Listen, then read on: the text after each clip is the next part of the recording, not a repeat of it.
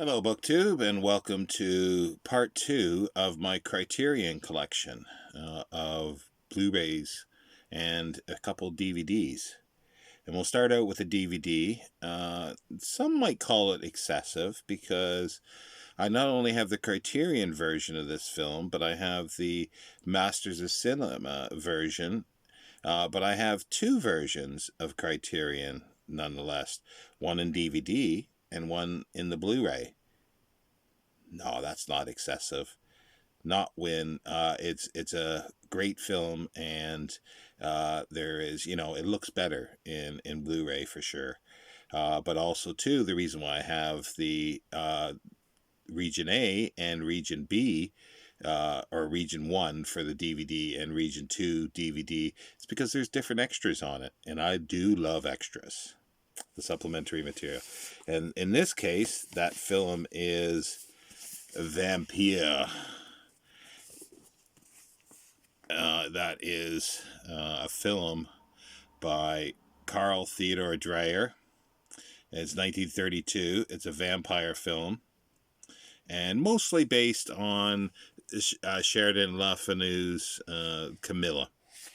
And again, this is another example of how Criterion excels itself in when they do something.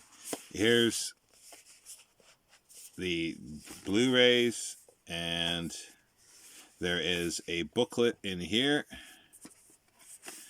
with some essays, which is fabulous. And there's two in a digipack. It unfolds, and I do like those. But also, oh shoot, trying to get this closed, and then I dropped the other book. Just a minute.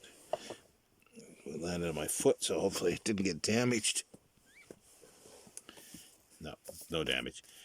This is the screenplay and Camilla by Sheridan Le Fanu, and it is 215 pages long. So there you go. That's what I call a good DVD set. Now, I did have this, I did buy this new originally, and I had to sell it when I was out of work, but I picked it up as a used copy, and it's perfect. The only thing is that it looks like it's been sunned. It's been sitting in the sun a little bit, but that's okay. I'll put it out that way out rather than that way. And they recently, I don't know when they put out the Blu-ray, but when I saw it was on Blu-ray, and it was shortly after I bought that, the used one, they brought it on a Blu-ray, so I bought it again. And it's the same thing, same deal. They have the book. It's just a miniature version of the book, Blu-ray size, and the booklet. It's only one Blu-ray instead. I think it's got all the extras. I haven't actually checked from the two, but I should be able to fit everything on there.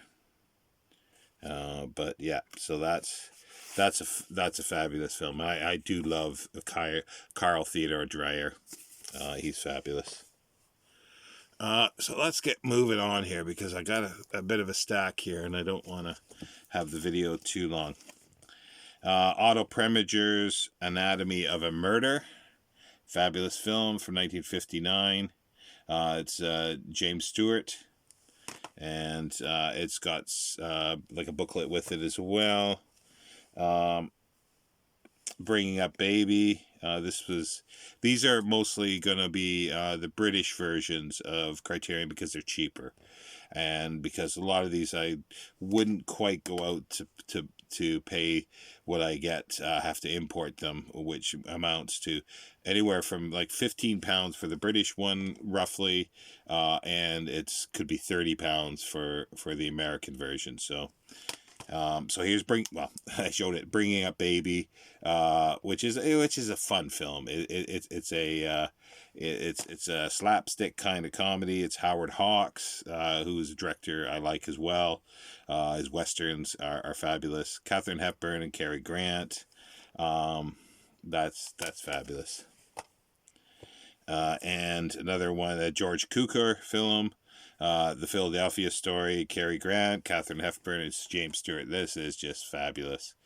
Again, there's a bit of extras on it. That's 1940. Bringing Up Baby was 1938.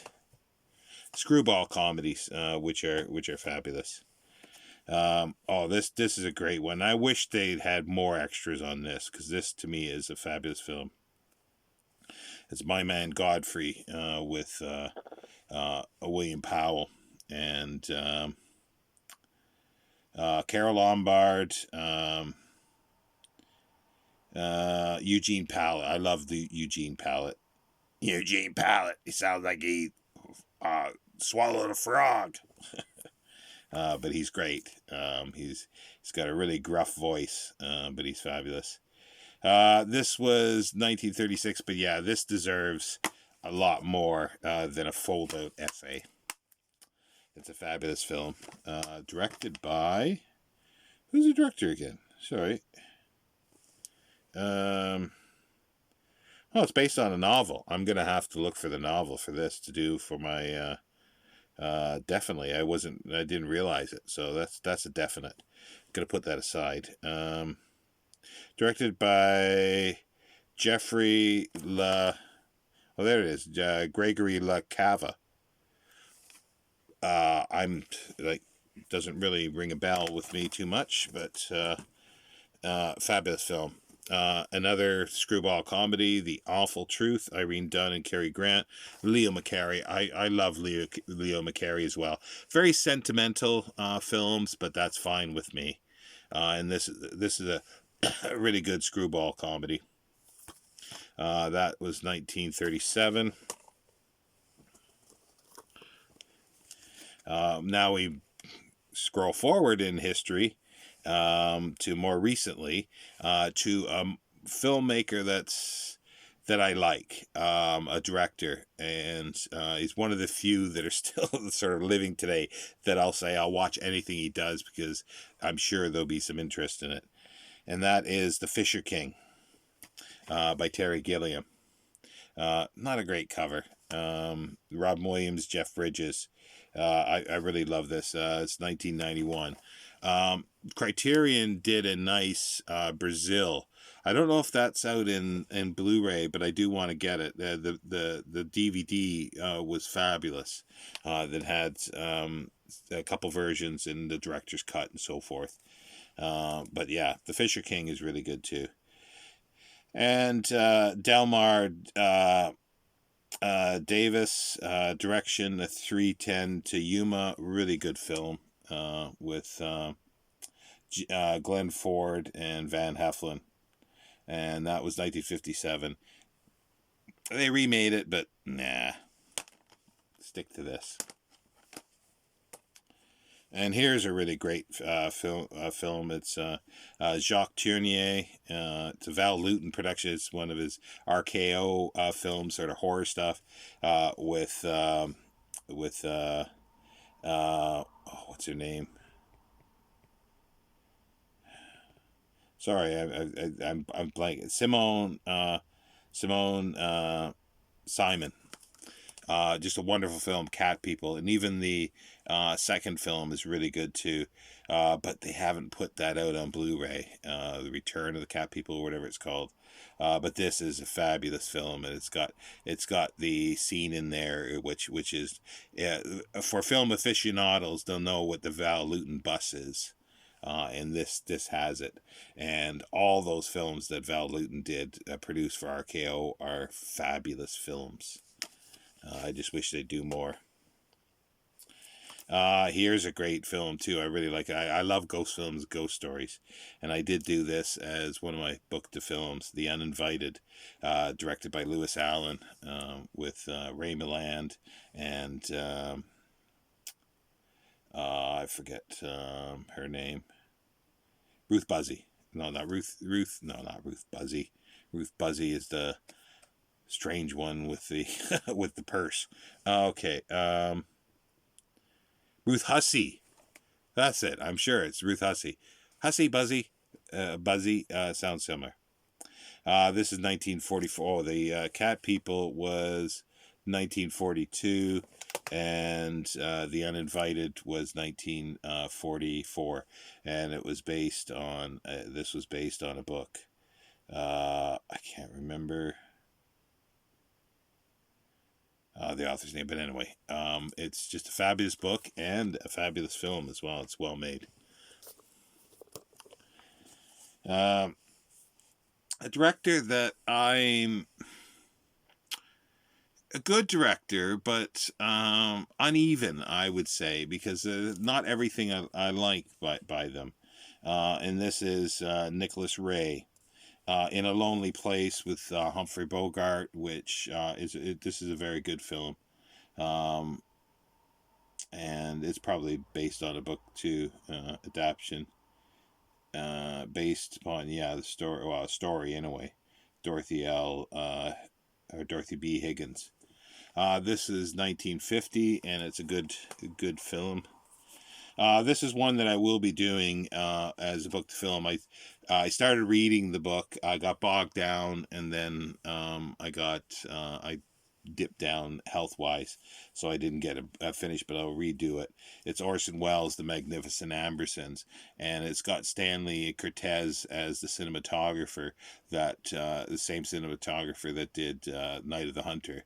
And this is a beautiful film, even though it's cut up. It would be nice to see a restored version, because I think the material is still available, but it would be nice. But this does not have the restored version, I believe. I'll have to look at it closer. But it's got some interesting extras on it. This one they did pretty good because it's a fair size booklet. So anytime they do a box set like this, they're doing well. Let's see here. Let's set that down. And another Orson Welles. Not as good as his Macbeth, but Othello. His Macbeth is perfect, almost perfect. I love it. I know it's not really. There's differences than the play, but every version there is. Everybody who does it on stage, they make differences generally. But his Macbeth, I really love, and this one. But they haven't seen this in a long time. But there's two versions here, 1952 version and 1955 version. So I'm yet to see. I don't know what the difference is between these, other than 2 minutes length with it. And this is 52 and 55.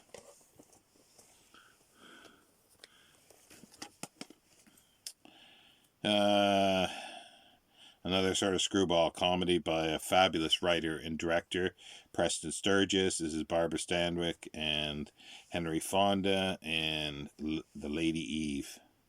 I like that cover. I like that. It's 1941. It's got William Demarest as usual, Eugene Pallett as well. But Preston Sturges I really like. And this is an interesting film. Failsafe. Sidney Lumet, or Lumet. Yeah, I think it's Lumet. It's a Columbia Pictures film. It's got Walter Matthau, who's the biggest star, I guess, and Henry Fonda, sorry. In it in 1964. Failsafe. It's a good film. Interesting. Another Nicholas Ray film. Again, this one is, I do like this. They Live by Night. This is 1948. This has Farley Granger, Howard Da Silva. It's a good film, 1948. And another George Cukor, which is pretty good. It's another, I think it's classed as a screwball comedy, I believe. Yeah, Holiday. I may be wrong with that. It's a long time since I've seen it. But it's 1938. It's in the right period, so I think it actually is. Here's a good one. It could be, some consider this possibly the first sort of, or one of the earlier film noirs, but it is a good film noir. Detour. Edward G. Ulmer, who basically did mostly B pictures, but this is a good one. This was 1945.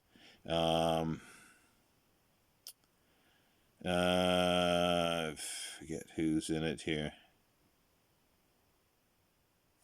I forget who's in it, but it's got a half decent booklet.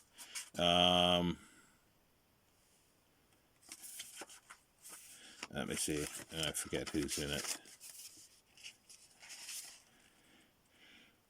Tom Neal, Anne Savage. Yeah, no sort of big actors in it, but it is a very good film. It's very suspenseful, actually.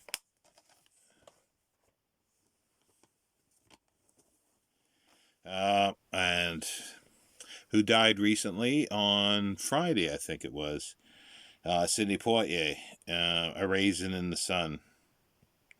And this is one that I like the. It's from a play. It's directed by Daniel Petrie, and that's 1961. It's a very good film with Sidney Poitier.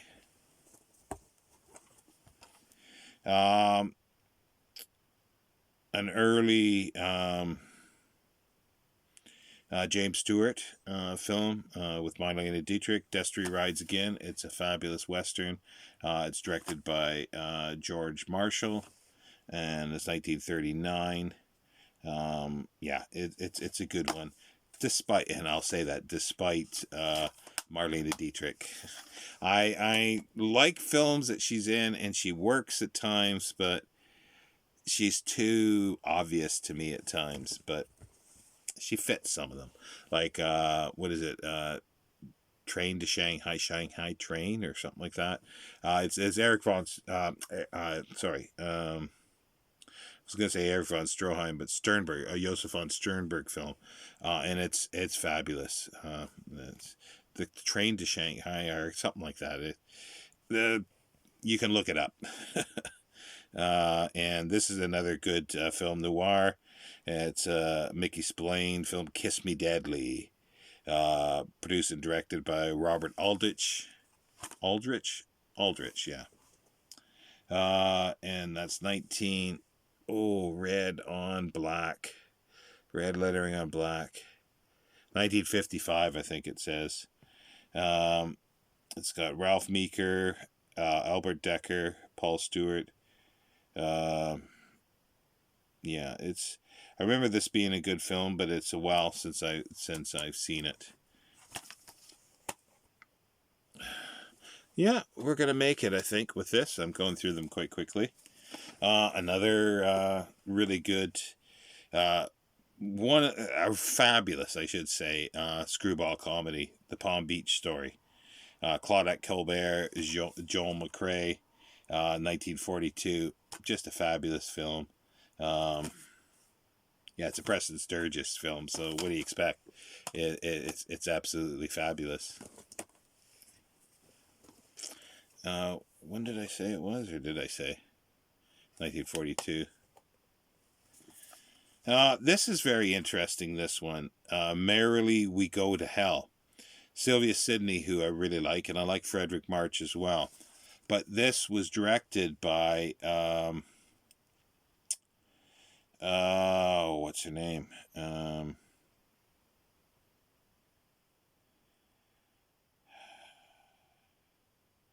Dorothy Arzner, and she was one of the very few female directors that sort of survived through the 30s, from silent into the 30s. And this is an interesting film. She did a lot of films. It's pre-code period, so it's 1932.